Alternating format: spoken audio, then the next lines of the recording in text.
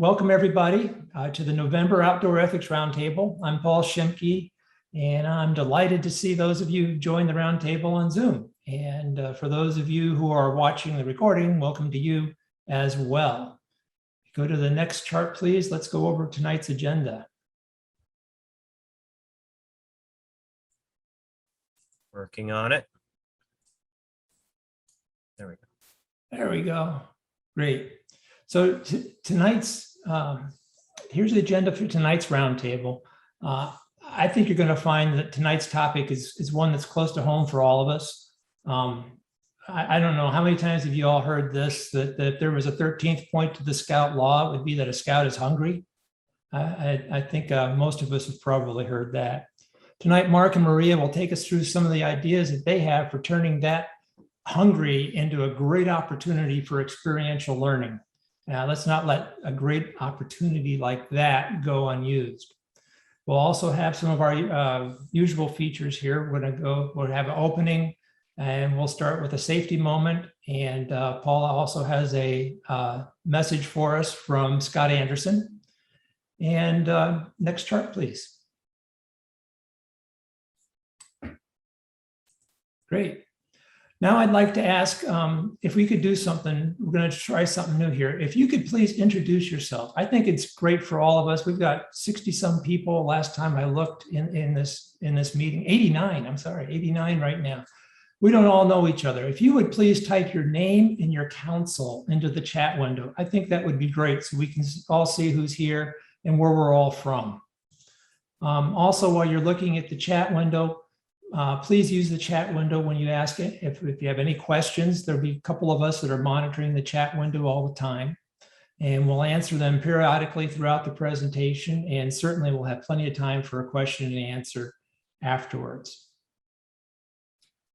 So with that, if we could please, if I could ask Andrea, if you haven't already, could you mute everybody? And let's start with the Pledge of Allegiance.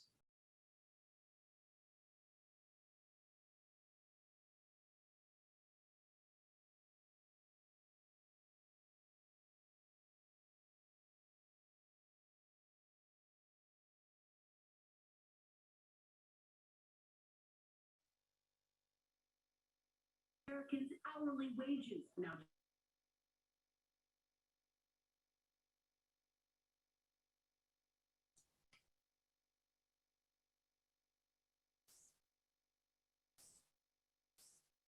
Now, I think I'm unmuted for this one. Sorry about that there. If you could join me in the Scout Oath, Scout sign. On my honor, I will do my best to do my duty to God and my country and to obey the Scout law, to help other people at all times, to keep myself physically strong, mentally awake, and morally straight. 2. Scout law, Scout sign. The Scout is trustworthy, loyal, helpful, friendly, courteous, kind, obedient, cheerful, thrifty, brave, clean, and reverent. 2. And finally, please join me in reciting the outdoor code. As an American, I will do my best to be clean in my outdoor manners, to be careful with fire, be considerate in the outdoors, and be conservation-minded. Thank you, everyone. And now I'd like to turn it over to Paula Booth for our safety moment, please.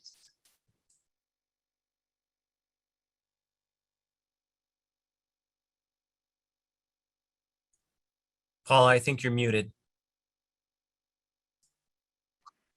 There we go. There you go. Thank you. Whoever unmuted me, thank you. So tonight's safety moment is going to be keeping your food safe.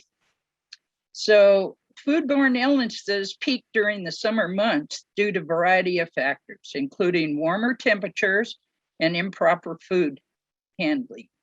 Keep your meals and your scouts safe with participating in hikes, campouts, and other outdoor activities with careful menu planning and by following safe food handling practices. Remember the 3 C's. The 3 C's are keep it cold, keep it clean, and keep it running out of paper. Hey, Matt, what does that third one say? Says cook it thoroughly. There you go. Okay, so next one, please.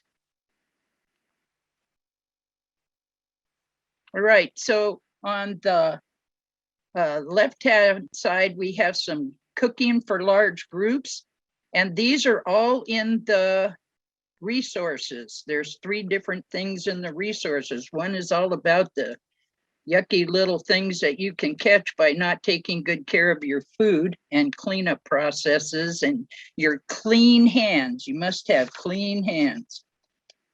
Where have we heard that before? So, and the other one is another kind of, say, food for holidays, for like the Turkey Day coming up, how to keep your turkey safe. And in that place where the resources are for this particular one, there's all kinds of them. There's for summer months and winter months and different things that you need to think about when you go out. So with that said, I would like to introduce to you Matt Duran. He is a past scouting professional and a summer camp director. He is now in program operations as a roundtable IT. He's also the conservation chair for the Crossroads of the West. And now, and thank you. All right, so this is not me on the screen. This is Scott Anderson, but I'm talking now. Scott Anderson is the chair of the National Outdoor Ethics Committee, which has recently been combined with the National Conservation Subcommittee. So he's going to tell us a little bit about how that's going to work for just a second, and then we'll get into our presentation. Thank you for joining this roundtable. The Roundtable Committee has granted me a moment of your time just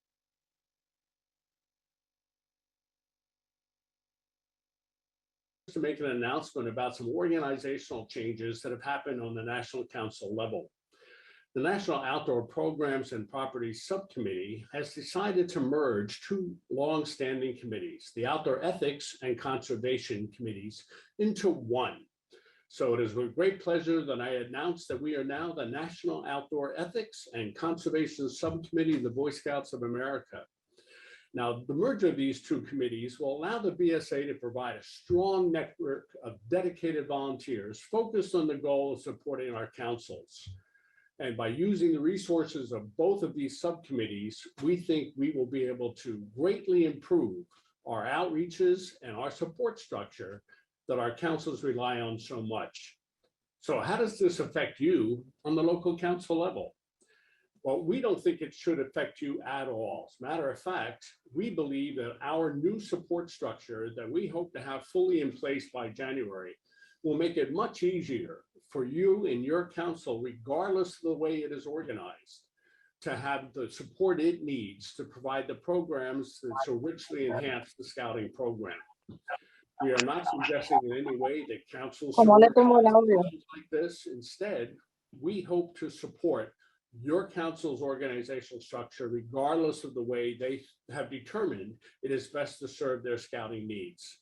So thank you for taking the time to just hear me explain this new merger, and I hope you enjoyed tonight's roundtable. All right, thank you from Scott. So I am now going to introduce to you our presenters for the night. We have Mark Hammer and Maria Brown, both of which I have worked with quite a bit. They're both amazing people. Mark is on the Outdoor Ethics and Conservation Subcommittee as our webmaster. So everything you see on outdoorethics-bsa.org, Mark had his hand in putting that together. So he does a lot of work, does a lot of great work. He's also served as a lead instructor for a good number of master educator courses. I've worked with him on a few of those, and it's always a pleasure to work with Mark. Maria is from Southern California, And if it is a scouting activity, Maria has been involved with it. She is an NYLT course director. She's also a master educator and has served as an instructor on several courses, including working with me as well, which has been awesome. And she's worked with Mark as well. And I believe, are you a Wood Badge course director as well? Or Staff. I was the Okay. ASPL on the most recent course Okay. for my council. Okay, but again, as I said, if it's got scouting, she has done it. So they're both very knowledgeable about this topic. We'll go ahead and turn the time over to Mark and Maria to share their slideshow and continue on with the presentation.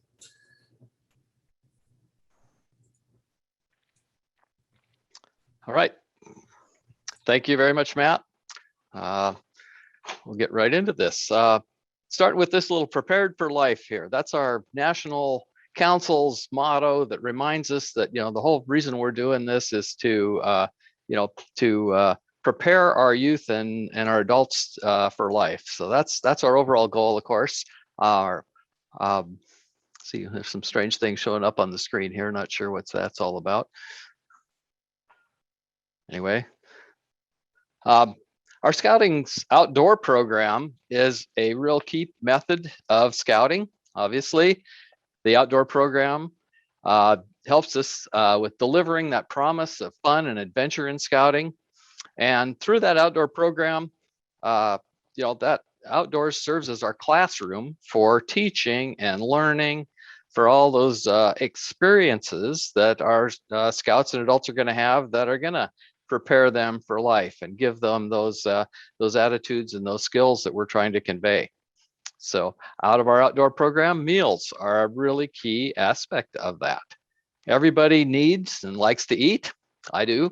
Food motivates us. If we're dealing with food, people want to be involved. So it we can use this to help make our outdoor meals part of the fun and the adventure of scouting. And our outdoor meals are also a wonderful learning experiences. So one key way that we teach and pass on scouting's key skills and concepts is through our youth and our adult trainings. Training itself is not one of the itemized key methods of scouting, but I think everybody probably would agree it's a vital function that's fundamental and sort of implicit in everything that we do. So with that background, switch to the next slide, except it didn't do it. Okay, let's try it again. Okay, there we go. With that background, this particular roundtable's focus is going to be on some base ideas here. So one key concept is that meal preparation and cleanup is too good a training opportunity to waste on simply feeding your staff and your participants. Too many courses, they just, food's something you got to provide. If that's all we're doing, we're missing out on a key opportunity here.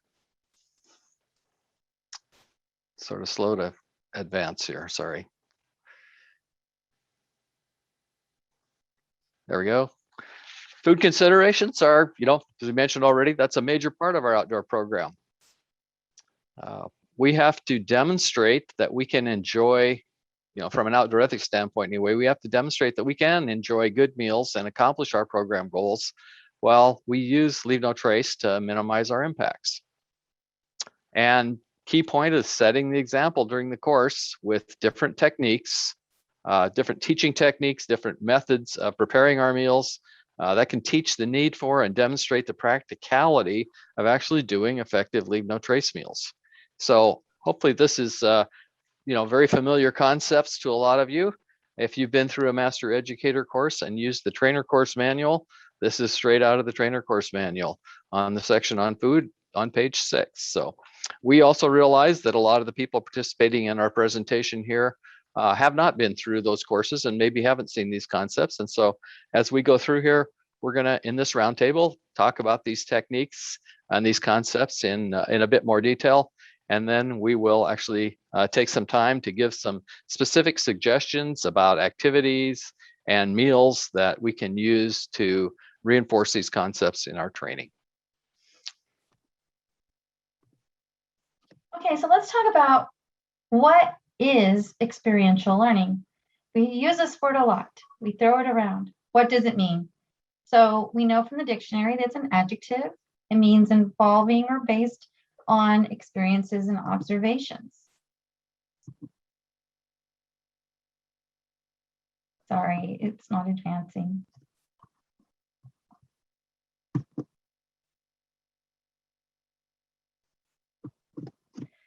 It means being hands-on, and it means learn by living it or learn by doing it. In our scouting world, we call this the EDGE method. And in professional instruction, we call this the gradual release of responsibility method. It's all about empowering your learners to do things independent of their instruction. So experiential activities help people learn, and it helps them to remember and retain more than just a lecture. You're moving from the theoretical to the application. Mark, if you please advance my screen. You should be advancing it, but it didn't seem like you were, but anyway. Okay. Oh. Great. Second here. Oh, it skipped the experiential learning Okay. cycle, is what it did. So one of the important things to know about learning is that it is cyclical. There are steps in learning that start with experiencing an activity, performing it, doing it. That's a key piece of the first part of learning. From there, we move on to the reflection piece, where you share reactions and observations. This is where you talk as a group and discuss what you've learned. And then you can move on to the analyzing. And sometimes the analyzing happens independently. The person does that task by themselves. Sometimes they do it with others in a group. But that is a key step in the learning process. That's the reflection piece. And we talk a lot in the education world about reflective practitioners, because the doing and the analyzing together create higher understanding. It's almost like a math problem.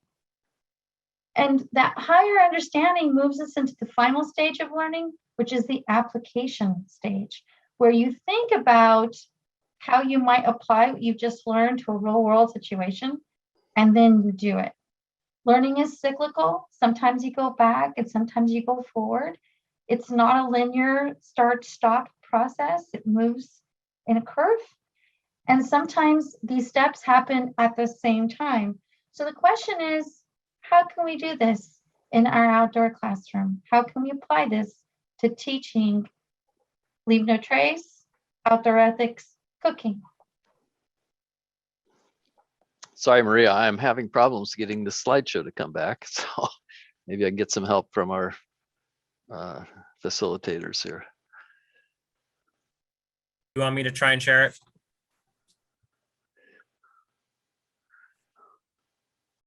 Yes, please. All right. Once the screen comes up, you hopefully should be able to see the experiential learning cycle. This is based on Kolb's theory of experiential learning. And then it moved to this model, which is the Pfeiffer and Jones model. And we've since had tons and tons of different learning strategies discussed. People learn in lots of different ways. Research is always being done, but interestingly, we have landed back on experiential learning, and this is currently where we are in the education world, learning by doing. Is this the screen you would like it on, Maria? It was the next screen. Okay. I have it in my notes, but apparently it's not in this presentation. That's fine. I was trying to unhide that slide. I think it actually got set to hide. Okay, so now I need to get this back to where I can see where we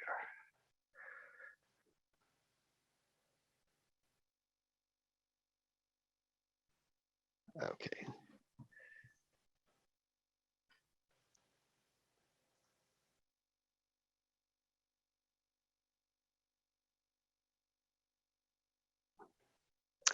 Okay, sorry about the technical difficulties here.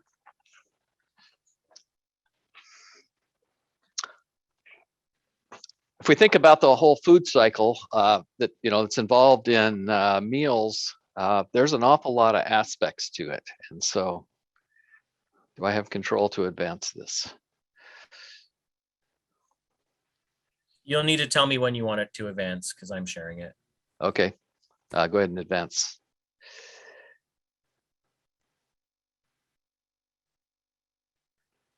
In the planning phase, there's a lot of things. There's, once we have determined where we're going, the location certainly will determine a lot of the other decisions. Find out, if there's restrictions on fire or what we can do there. Understand what our schedule is going to be for the outing. How many participants are we planning for? That'll help determine our cooking methods. It'll, may have some impact on what we decide as a menu. Once we have our menu, we'll need to come up with a list of ingredients and amounts. It's all part of the planning cycle. Once we kind of have that figured out, then we can actually go do the shopping. Or in our case, it's the scouts can do the shopping. So everybody participating, whoever's participating in this, they're the ones that are doing this. There may be advanced preparation, cutting things up, pre-cooking some of your ingredients, pre-packaging, repackaging to minimize your waste. There's the aspects of actually how do you transport the stuff and how do we store it properly? Next slide. Meal preparation, when on the camp out, on the outing, there's actually, preparing the food, getting it ready to cook, actually cooking it, and then serving it. And then the fun part, of course, is the eating it. And then once we're done eating, we have to deal with all the messes we made. So we have to clean the dishes, utensils, the pots, the stove, maybe clean up the table. We have to dispose of the wash and rinse water. We have to deal with our leftovers, our trash, our garbage storage. And then how do we transport and dispose of the trash? So lots of different aspects of this. Next one, please. Beyond just the food considerations, though, then too, we have to think about what equipment and supplies do we need for each of those steps. If it's complicated to cook at all, we probably should be printing out recipes and instructions and making sure we have those along on our camp out. There's also the aspect of figuring out where we're camping and where we're going to put our kitchen, how it's going to be organized, how we set it up. We have to make sure we have water. We have to sure we have our stoves and fuel, or if we're actually cooking with fire, where are we going to get the wood? That should all been figured out ahead of time. Preparing the fire and getting it started and cook down to burn down to coals if that's what we need. And once we're done with it, make sure our fire's out, disposing of ashes. There's considerations about how we hang our food. Is it a bear box? Do we hang a bear hang, or is it storing in canisters? And another aspect of this is, basically when we do our food disposal, maybe we should be sorting it into our reusables, recyclables, and compostables. So next.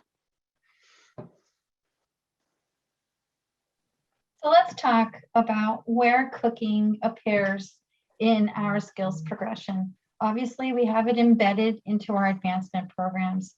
It appears at every level from Cub Scouts to venturing Scouts. So definitely cooking is an important part of supporting advancement within our programs. Also, we see it in terms of skills progression and locations that we're using, from front country as Cub Scouts, moving to backcountry, primitive and pristine as they get older and they have more skills. Definitely, we should be looking at a wide range of different cooking methods, because that is a need of the areas where we're camping, that they need to know what choices they have and what is the best for their situation.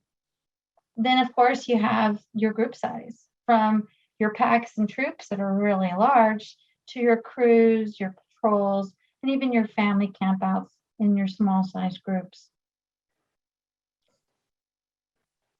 Next slide, please. So what do we learn from cooking? We learn so much: planning and teamwork and leadership, all these skills that we promise our families that their scouts are going to acquire when they come into our programs. They learn tons of STEM concepts, from the right nutrition and how to measure calories and make sure they're intaking the right amount of food, to all the math concepts of fractions and weights and measures. They learn the important life skills of how to read a label to make sure that what they're eating is nutritious, make sure they know what a portion size is. They learn how to budget and compare fuel, or compare costs and food science. There's so many concepts with regards to the sciences. They learn a great deal about diversity, equity, and inclusion in terms of being sensitive to people's dietary needs, whether it's an allergy, it's a religious restriction, or it's a conscientious choice to be vegan or vegetarian. They learn all the aspects of meals from beginning to end, from preparing and planning all the way on down to the sanitation, safety, and waste disposal aspects of those elements. They learn about gear. They learn all the different kinds of gear they would need to use in a situational condition. And very importantly, in our world, they learn about sustainability. How can we do what we do without damaging the environment? Next slide, please. So let's talk about the outdoor ethics emphasis. We just talked about the food cycle. Let's call back to that slide. Definitely, our food cycle has numerous opportunities for potential adverse impacts. And so it's important to know how to control and mitigate those impacts. Our outdoor ethics courses are not about general camping skills, but oftentimes our participants pick up those camping skills as a part of being exposed to the concepts for teaching. Our focus is about teaching our participants to use their good judgment in making the best choices they can to minimize impacts. So how do we do that? We do that through the framework that Leave No Trace has provided us for organizing and thinking about all of the impacts we can make. Next slide. Okay, just a word on cooking here, kind of Leave No Trace versus scouting. The Leave No Trace Center's guidance is very simple here.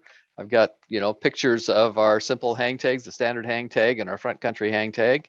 And it's pretty basic. It says if you're, to minimize your campfire impacts, use a lightweight stove for cooking. That's the basic guidance. Front country one says, be careful with fire. Use a camp stove for cooking. Stoves are easier to cook on and create less impact than fire. So that's a simple message. It's not quite so simple in scouting because we have this, longstanding tradition of also cooking with fire. And so I think it's real key that we understand that within scouting, in our outdoor ethics messaging, we are definitely not saying you can't do this. It originally came across that way, maybe when Leave No Trace was first rolled into scouting, but we don't want to be, sending that message. These other methods of cooking are fun. They provide variety. Takes a lot of new challenges, and learning new skills can go along with cooking, various methods of cooking with fire.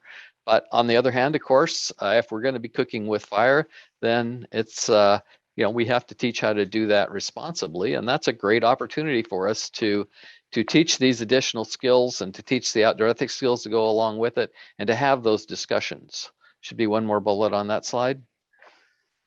I think I would, also advocate that stoves in general should be our typical cooking choice, and that we use the fire, and we use it occasionally for this variety and sort of the more advanced skills and stuff. But we still need to teach how to do it and how to do it responsibly. Next.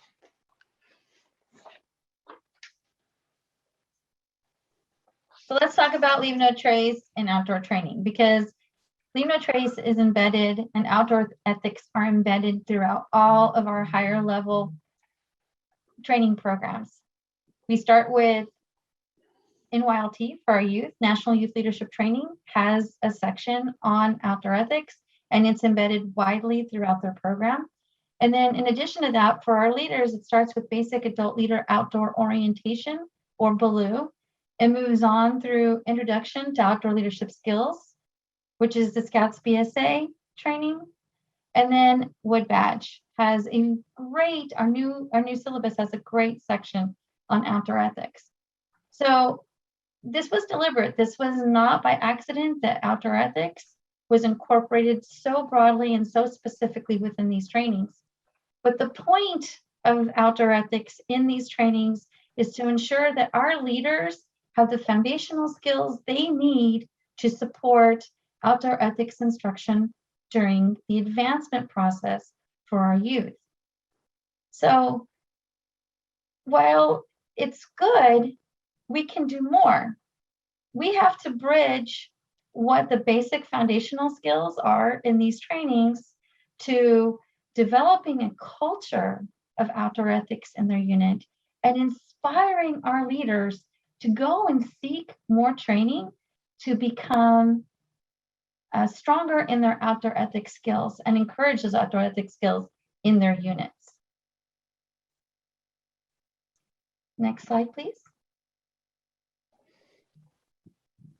I think I tried switching it back to me here, so let's see if this works. Okay, next topic then. So that was kind of meals and how they apply to our more general trainings.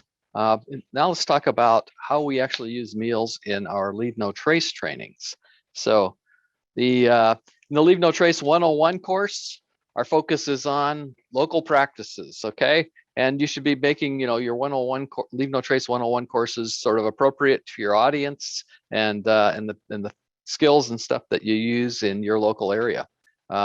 We don't typically do meals in this 3 to 4 hour course. So, but certainly meals can and should be discussed. And these meals can include, you could also include a variety of planning, cooking, and or cleanup exercises as part of the required experiential activities that are part of your 101 course. In a Leave No Trace trainer course, this is the first level of Leave No Trace training in our spectrum here that exposes our participants to the full range of the Leave No Trace skills. We talk briefly about how it works from front country to back country. We talk about different settings, different activities, and certainly that should apply to our meals as well.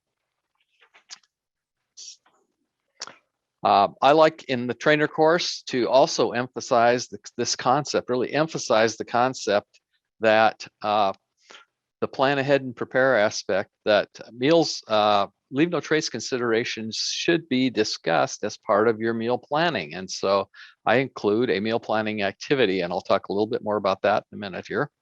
I encourage you, to plan your course meals to experience this sample of our whole cooking cleanup spectrum and progression that we touched on earlier. So we included in our Leave No Trace trainer course things that could be done in the front country, things that can be done in the back country, things that can be done for Cub Scouts, as well as things that might be done more on adventure trips. So we can't cover the whole range, but we can sample some specific points on that to give examples of that range. Leave No Trace Master Educator courses, you have a whole week. There's a lot more time for even more variety of experiential activities and experiential meals.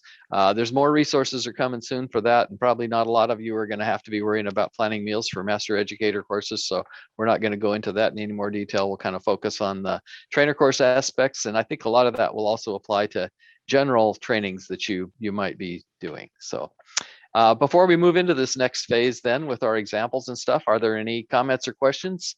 Please go ahead and submit your comments or questions to the chat.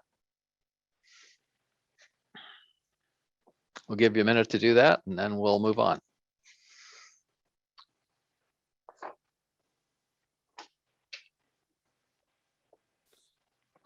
Do we have any questions, comments coming in?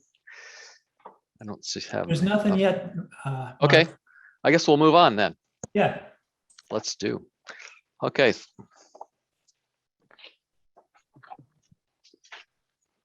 First of all, we're going to talk about some of the considerations that go into planning a Leave No Trace trainer course. And right off the bat here, one of the new things that we need to address, Maria, take it over. So let's talk about short-term camp guidelines. Last year, some guidelines rolled out requiring a short-term camp administrator over the camps that were 3 days or so, 3 days or less. And one of the requirements within that guideline was that the short-term camp administrator needed to have all menus approved by a registered dietitian. So those guidelines have been revisited, and effective January 2nd, 2022, menus no longer need to be approved by a registered dietitian for short-term camps, which includes Leave No Trace trainer and Leave No Trace master educator. Now, that doesn't mean you don't have to create a menu. It doesn't mean you don't have to submit a menu to anyone. You still should be creating that document. You still should be providing it to your short-term camp administrator, who will review it to make sure that the nutrition is right, to make sure that dietary needs have been met, and that religious restrictions are covered in case anyone has some religious restrictions regarding to food.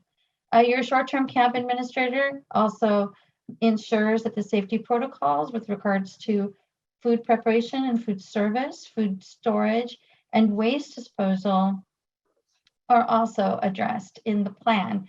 That is something that we still have an obligation to do and make sure that our short-term camp administrators know that we have given it some thought and that we have a plan in place.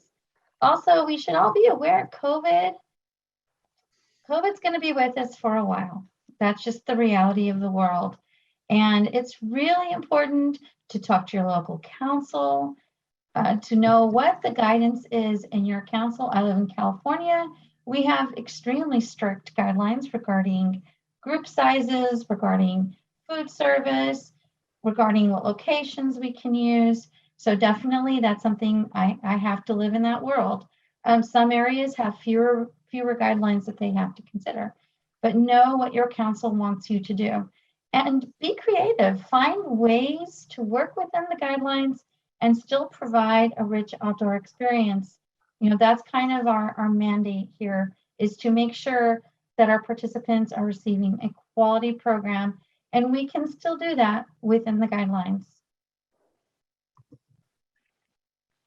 Okay, some additional considerations.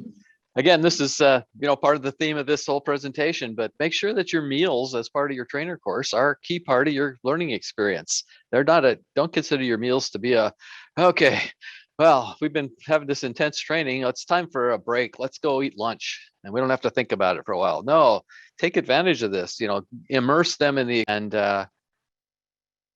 okay. Some other considerations in a trainer course, there's so much stuff to cover in our 16 to 20 hours. We don't want to be spending 3 hours trying to figure out how to, cook a Dutch oven and struggling with that. We want meals, not that you can't demonstrate Dutch ovens, but don't have your participants, drag this out for hours. Quick and easy to prepare meals are great. Quick cleanup. Try to use meals that might be typical of what kind of things are that your participants would be doing in their units. Make sure they're thrifty, keep your costs down, and again, set the example, make them nutritious, even though we don't have to get a dietitian. Again, choose a variety of meals along this spectrum of meals and clean up to demonstrate. I like to choose them not just to demonstrate that there's different ways to do things, but each of these different points on the spectrum bring out some other key best practices that'll help us follow Leave No Trace principles. So, check here.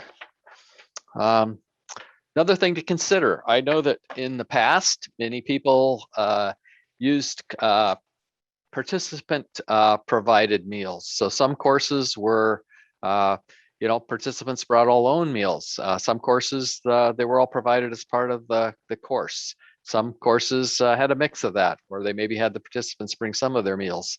The issue, this becomes somewhat of an issue with our short-term camp guidelines. There needs to be a little more control about the nutrition and stuff in those meals. And personally, I know what messages I want to be teaching, and I know what meals will demonstrate those messages. So I kind of like to have the control, even though it means more work for me to provide all the meals as part of the course. You could choose to do the participant ones and maybe have them consider the leave no trace aspects of that and encourage them to, bring a meal that they can use to demonstrate some course, and they can share that. So just a trade-off in the way we can do things there. We again mentioned we can't necessarily do all the different cooking methods which you might get into, but for the ones that we don't actually do, we probably should be including at least the common ones as part of our discussion of the ways that we leave no trace for these methods. And you'll see how I accomplish that in the exercise that we do. All right, so let's talk a little bit about everything we do in outdoor ethics is on a spectrum. We have good choices, better choices, and best choices. And we have avoid choices, and we have never choices. Good, better, best, avoid, never.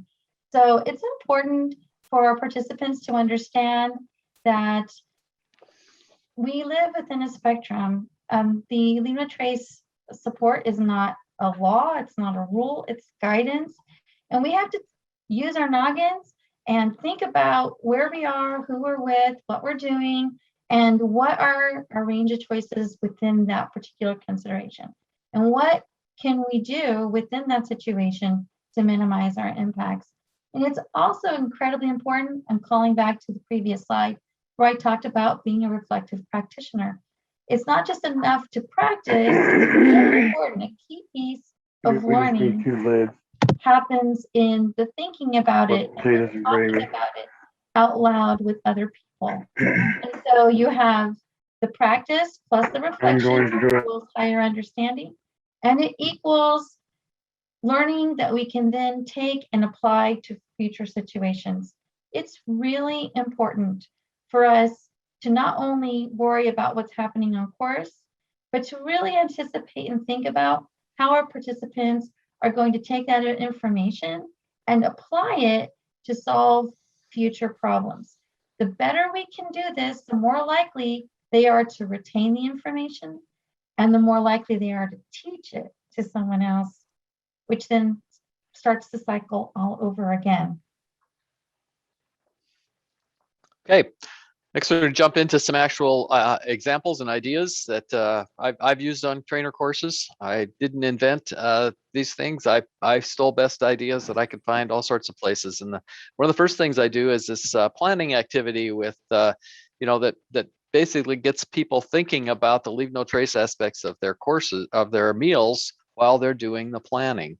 And this activity was actually something that was used in the Master Educator course that I took. So a few years ago, Jim Carroll, Dan Howells, and Marshall Berger were the instructors on that course. And I don't remember exactly who taught it, but I thought it was a great technique. So again, I use this at trainer courses. I've used it at Master Educator courses.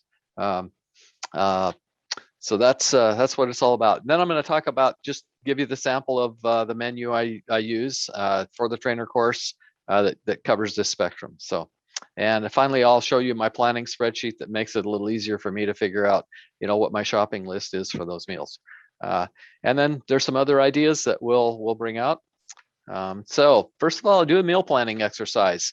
This again, I should give them a situation. It says we're, our patrols are. We've got a camp out coming up, and here's where we're going. It's kind of a front country thing, but there's limited facilities. So maybe that's, there's a table, there's an outhouse, and the patrols are off planning their meals, and we want them to be thinking about what are the leave no trace challenges, what are the considerations while we're doing these meals, and if there's some issues or potential issues, how would they make this work? And I want them to consider both meals, the meal and the cleanup. So patrol 1 is off, and they've decided they want grilled cheeseburgers and brats and buns with all the trimmings and potato salad and watermelon for their meal. So I split the group up, and I have them, consider, patrol 1 will be one group, patrol 2 will be another group, patrol 3 will be another group. Patrol 2's doing the Dutch oven stew with meat and potatoes and vegetables and their Dutch oven dessert, and patrol 3 is doing the spaghetti and meat sauce and the salad, the garlic bread. So they head off into their groups and consider these meals. So I give them about 5 minutes, maybe a little more, see how they're doing, see if they're having an active discussion. And then they come back together and each group summarizes what they identified as the challenges with each of those meals and how they would make this work. So then we discuss, so there's some common, usually in this discussion, then common themes come out. Things like, well, if we do more advanced preparation, we can minimize some of these impacts. We discuss some of those things. And I think the key value of this exercise is that it gets them thinking about Leave No Trace as part of our planning cycle and as part of our meal cycle, that there are all those potential impacts that we need to be thinking about. We need to be thinking about them ahead of time. So another dimension to this that you could use, a tool that they could use on this, if you have just a little more time, is to use that planning sheet that's in the Outdoor Ethics Guide Handbook. So I'll hold it up here. If you haven't seen this planning sheet from the Outdoor Ethics Guide Handbook, it's great. It talks about what are the considerations for the different principles, and a lot of those have to do with meals. So that's a tool that you can use while you're doing this exercise. So, and then finally I said, okay, so you did this exercise. We're actually gonna take some of those aspects of those meals you just considered, and we'll be using them in this training. So that's how that goes through. That's how we do that planning exercise. I do this immediately before we're ready to do our first meal, and then we move into the meal discussion. So I mentioned, guess Maria will explain this part of it. So as you can tell, I'm handling the learning piece of things. I'm a professional educator. And so for me, it's really important for our participants to understand that everything we do regarding food is a skills progression. And that skills progression starts at home. And many of the considerations, if not all the considerations we have at home, apply in the front country and in the back country. They might look a little different, but all of those challenges regarding safe food handling, waste management, cleanup, they apply in all of those settings, which we see in the Cooking Merit Badge book. We can talk a lot about advanced preparation. A lot of our questions and our solutions happen in thinking about what kind of recipe we want and how we're going to make it. Are we cooking or are we reheating? Can we cook at home and then just reheat in the field?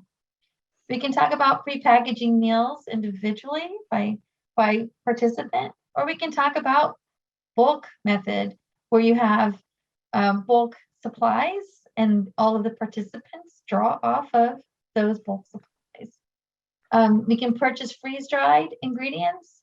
I love to do this out of the grocery store. It's my wheelhouse. I love to live in Winco and Sprouts and Smart and Final. They all have bulk foods buckets, and you can buy just what you need for your camp out. And that way it eliminates waste because you're buying the quantity you need as opposed to the size the box or the bag comes in. We can talk a lot about one-pot cooking. If you've been to Philmont, you've had a one-pot dinner or a dozen. We can talk about cooking in freezer bags, like Ziploc bags. I live in California. We're in drought for pretty much 10 months out of the year. So water is at a premium. Sometimes for our participants, the freezer bag method is the way to go because it eliminates some of the cleaning aspects and allows us to use our water primarily for cooking and drinking. We can talk about cooking in the bowl, which works with the recipe that you made for the freezer bag. You can make that in a bowl. And if you have water for dishwashing, that is the way to go. And then of course, in certain areas in Southern California, no cook is our only option because fires of any kind are not allowed without a permit, including stoves. So are there options regarding not cooking at all? Once again, this is a progression in terms of skills as they move from kitchen cooking into better and more refined outdoor skills as they grow older and they acquire more skills, as for our youth and for our leaders as we move them from kitchen cooking to backcountry cooking.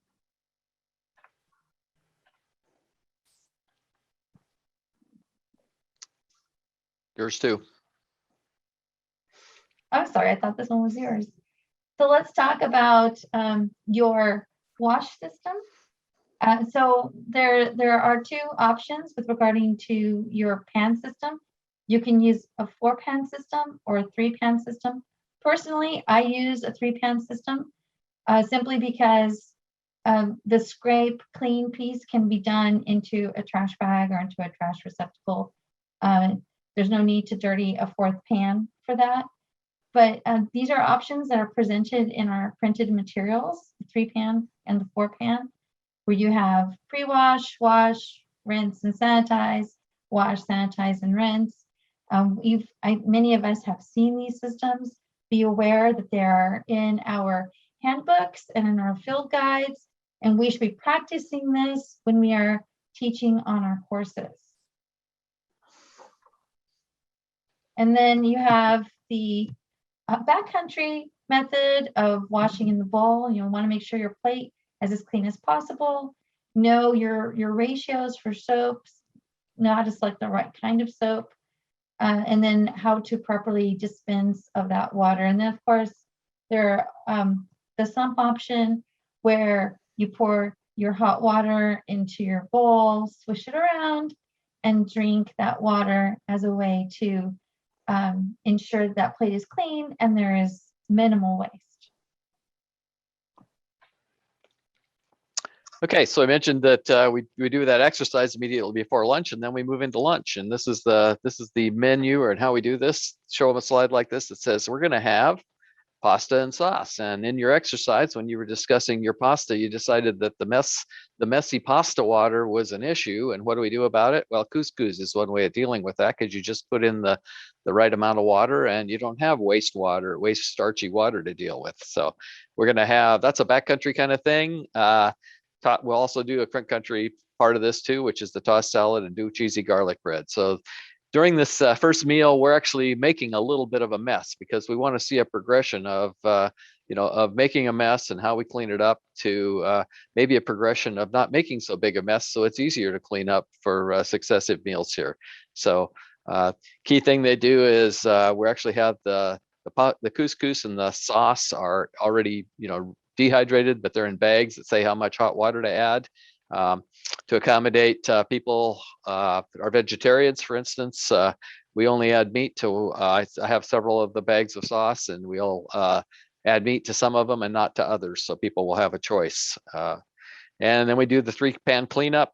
Everybody helps with that, get it all taken care of, and then we go ahead and demonstrate the proper disposal of the water with the straining the wash water, packing out the chunks, disposing of the water. And then at the end, what do we learn from lunch? So we talk about what it was we learned, and these are the kind of things that come out. The advanced preparation, there was a bunch of preparation that went into this, so we don't have much prep to have to do at the course. We're rehydrating the group meal in bags, so it's the a bag has the sauce.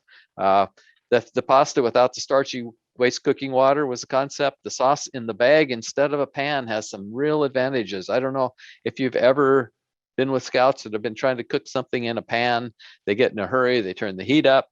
Whatever you got in the pan you're cooking gets scorched to the bottom. You got a mess to clean up. It doesn't taste very good. You don't splatter it all over the stove. It's easy to save the leftovers. It's already in a bag. And we mentioned the vegetarian option. And certainly we discussed that we chose our durable surface for our kitchen. What did we learn from the cleanup? I use a tablecloth on the table at our training. So tablecloths, you can see it in the picture here. The tablecloths are great. It helps for sanitation, because usually those picnic tables are covered with bird poop or something like that. It helps prevent messes, because you drop it on the tablecloth, it's easy to clean up instead of dropping down through the cracks in the table. It makes for easy cleanup. So that's a technique that I highly recommend for front country. We use the 3-pan method. We do the proper disposal. We do, as Maria said, the no chunks. We get rid of all the chunks of food before it ever goes in that first pan of the wash. You can use your bread to wipe your pan, or you can use these different kinds of pot scrapers. We can demonstrate the use of the backpacking or the pot scrapers. So that's other concepts. Certainly, you can also have a recycle and a compost and a trash. So that's more along the lines of proper trash disposal. Talk about, so how would you use this in the future? So this is our debrief. I'm going to skip through real quick here. Breakfast demonstrates some concepts. We do two things, a hot cereal with a lot of choices, and freezer bag omelets is a lot of choices. And these could be either front country or back country. Wash hands for the omelets. You crack 1 or 2 or 3 eggs into a bag, however hungry you are. You add the other ingredients. If you want ham, if you want different kinds of cheese, there's peppers, there's leftovers from previous meals that you can throw in your omelet. So for the oatmeal, it's a cereal mix, and you can mix in various fruits, nuts, add your hot water to your bowl, mix it in your bowl, and then we get to practice the different methods of cleanup here. So on the 1 bowl cleanup, tablespoon of hot water, sump it. Optionally, if it's greasy, you can add a little bit of hot water and a drop of soap and scrub that around, and then rainbow that away from camp, and then rinse it, and then sanitize in water before the next meal. The freezer bag, cooking in the freezer bag, you eat from the bag, or you can serve it in a tortilla. Encourage them to take the empty bag and put it in their pocket and use it for a trash bag, unless we're in a situation where there's bears around and they're gonna forget and have that bag in their pocket overnight or something. But this is the next morning, they're heading home today. So anyway, those are some of the concepts. Easy hot breakfast, advanced preparation. All the stuff was prepared for them ahead of time. Their personal choices as a way of minimizing waste. If everybody gets to pick how much they want and particular ingredients they want, then we'll have a whole lot less waste. 2 different methods of cooking. Using the leftovers, also use in a front country situation, we use reusable bag containers instead of bags, so we're not generating as much feed the landfill stuff. And we did the 1 bowl cleanup. Lunch is a no cook one. Again, advanced preparation, personal choices, reusable containers. So the meal planning spreadsheet I have, I'll post as a resource, but it lets me plug in up here how many people are coming to this training that we have to prepare for. So see, I don't have full control over my mouse. Somebody else is hijacking it, but I plug in the number there, and then it trickles through here and gives me my shopping list. So handy tool. It also reminds me what I need to do early and the week before and the last minute. So more ideas. You want to comment on any of these, Maria?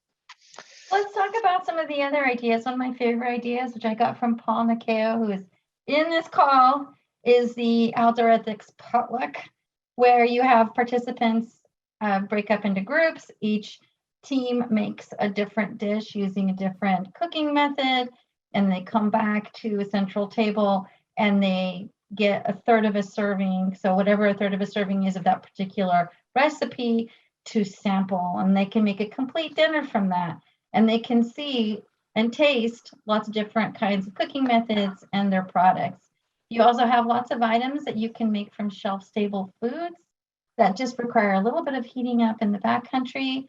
In the bottom left-hand corner of the picture, you'll see pizzadillas. It's quesadillas, but with pizza fillings. So you have some tomato, pepperoni, some cheese, heated up, delicious food.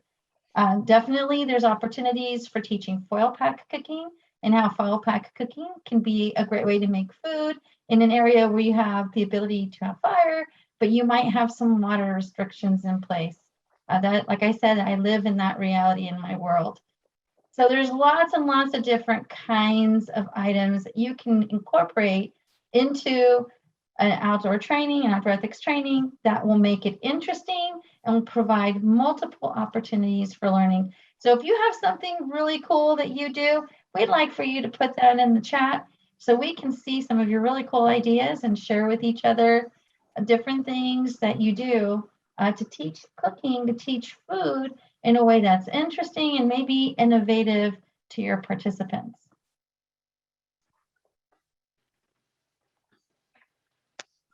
Okay, so for reflection on this presentation, what were your, you have comments? Do you have questions? What were your observations and impressions of the material that we presented? What did you learn? How does it fit with your existing experience? Did you find some ideas you can use here? Did you find some ideas that you can apply to your future teaching? We will post all these resources, the video and the presentations will get posted to the roundtable section of our Outdoor Ethics BSA.org website. So yeah, go ahead, give us questions. Are there any things coming in? There is a question of, does anyone use a food thermometer when they are cooking food to ensure that food is being served at the correct temperature?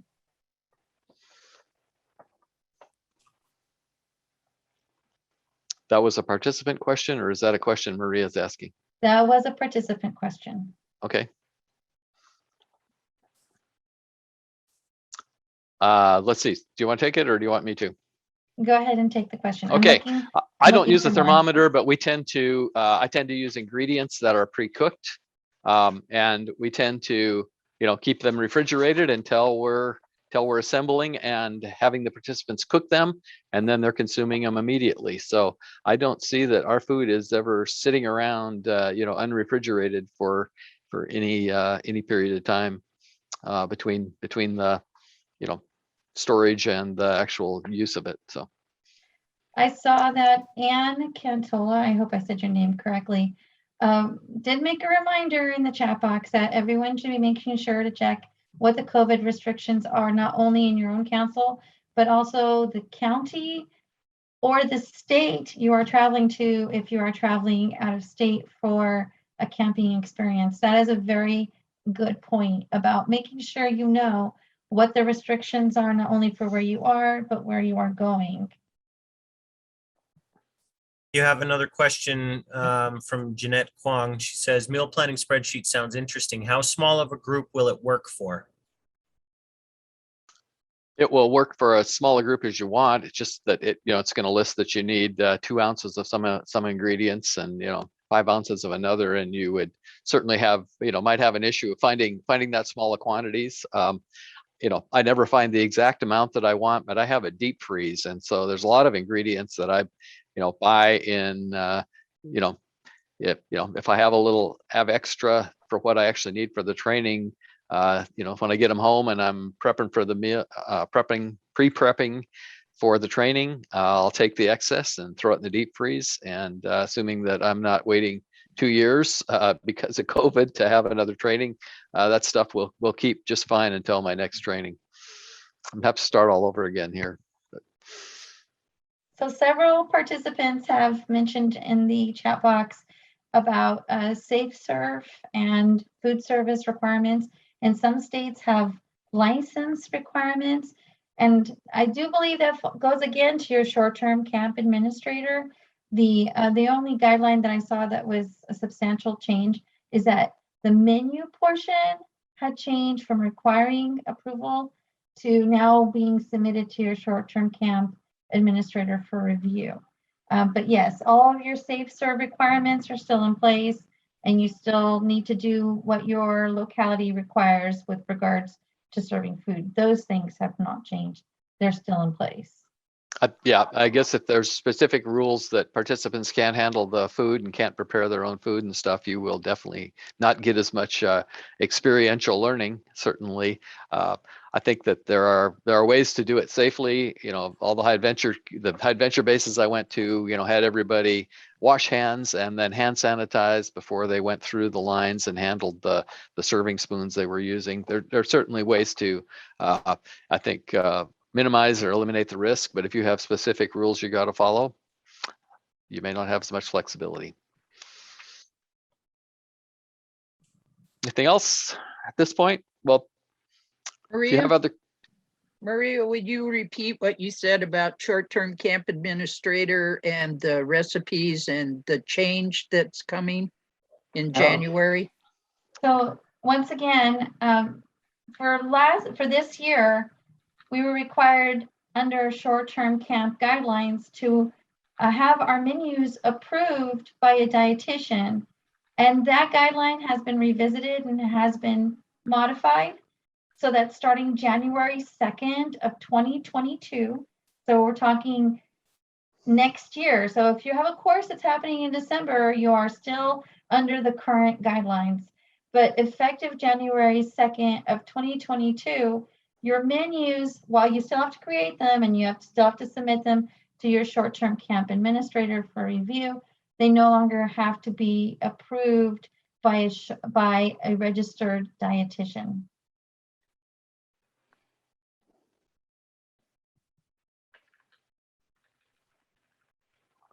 Okay, jumping back to Another- where we were.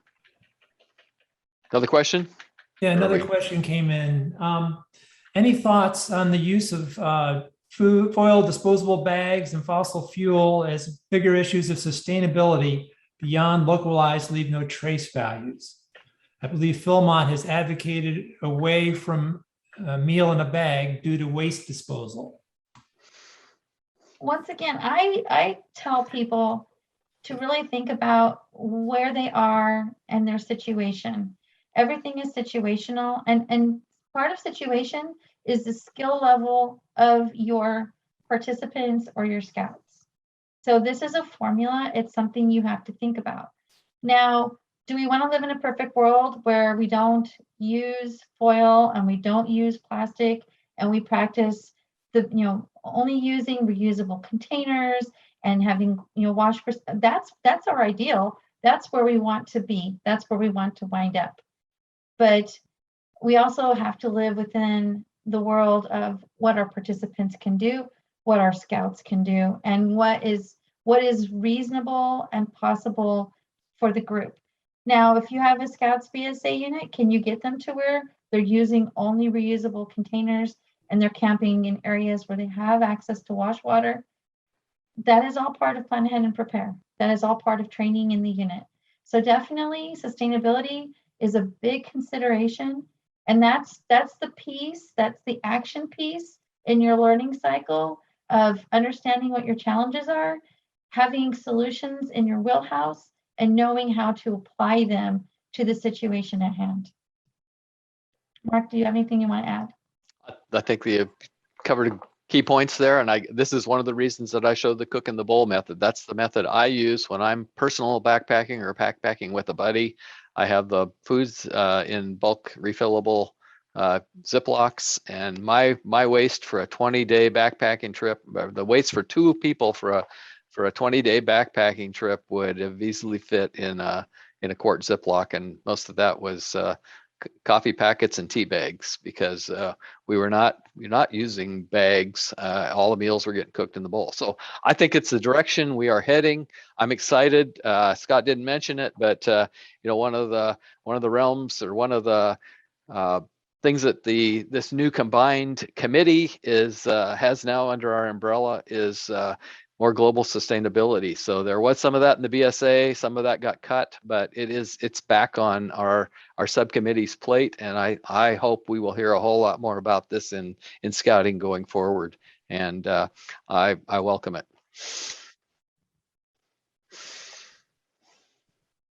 Okay, well, we probably, in the interest of time here, we'll move on. So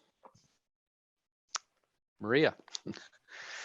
So just remember, meals are a rich opportunity for experience. They're a rich opportunity for teaching. So make sure that when you're planning your courses and you're planning your activities, you're anticipating how to incorporate food as part of fun and adventure and learning.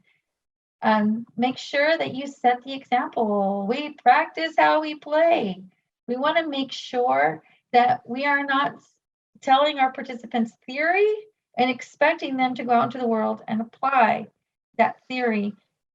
We do it for real with them so that they have the foundational skills they need to go out into the world and replicate what they have learned. Remember that learning is a cycle. It's not a straight line. Sometimes we cycle several times before an idea is fully comprehended and absorbed, and that's okay. That's part of learning. All right, so. Let's see, I think maybe there isn't more. Please fill out the survey. We appreciate your feedback. And if you would like to get a hold of us, with any suggestions or ideas, we will certainly have access to the chat and the questions that get submitted there. But, please consider us a resource, or if you have questions in general about the roundtables, get a hold of the roundtable team. And Matt, Paul, you guys can take it from here. Yeah. Who's got the survey? So I've got it right here. Just a second. I posted it in the chat. We have, oh, sorry. There we go. The survey or the post roundtable evaluation, the link to that was posted in your chat. I will do it one more time. There it is right there. And please fill that out because that helps us to improve the roundtable experience and know the types of things that you want to hear from us. The roundtables that we've done in the past few months are a direct result of the survey results that we've gotten from past roundtables, because you've told us the things that you want to hear. So we've prepared materials for that. And we would like to hear about what you'd like to hear or know about in the future. So please take the time to fill out that survey. Thank you again to Maria and Mark and everyone that helped us out tonight. Sorry for the couple glitches that we had technology wise, but I think we got over it. Paula, anything else that we need to I've go got over? one thing to jump in. I'll let Paula back clean up here.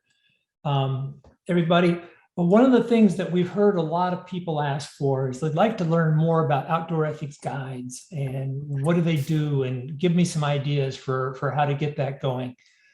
We put out a request for people to send in videos, and honestly, we didn't get a response that we could put a roundtable together with. But one thing, we'd like to open that up. We're going to push that out in the schedule a bit, but we'd be glad to interview people, and we'd like to interview some youth and find out about their experience, because I think everybody would learn a lot by learning from some youth who have been successful in that position, or what their challenges. So if you know of anyone that would perhaps be a good candidate and willing to be interviewed, please let us know. Just send an email to the roundtable@outdoorethicsbsa.org email address. Thank you. Paula? Yes, and on that note as well, we want the advisor to be involved as well, so that we know that the youth has an advisor that's working with them, and they both have challenges. The advisor running interference sometimes for the youth. We have a couple more roundtables that are in the hopper coming up. Maybe a little more about our plan of how we operate with the new folks on board and what they're going to do and what we're going to do to help them. And I want to say hello to all of you guys that came from over the big pond, either side, because we have people from both sides on the round table tonight. And that really makes me happy when I see all of you come out. So that's what we have for you tonight. Please fill out the evaluation so that we can see, and the chat will be available. We'll be going through that and getting all the pieces out of that, making sure, yeah, I see you, April.